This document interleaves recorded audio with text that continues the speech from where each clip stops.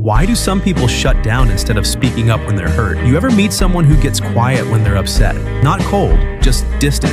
It's not because they don't care, it's because silence feels safer than being misunderstood. When emotions were once ignored or punished, the mind learns to protect itself. So instead of arguing, they rehearse full conversations in their heads. They picture the perfect reply, the right words, the deep truth.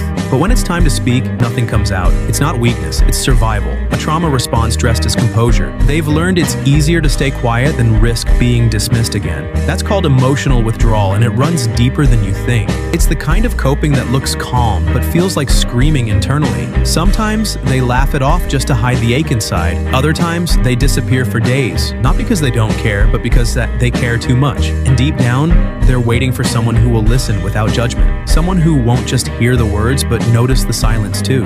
These people are not cold. They're just tired of not being heard. They don't need someone to force words out of them. They need someone patient enough to sit with the silence. Because for them, being safe means being still and finally being understood without having to explain everything.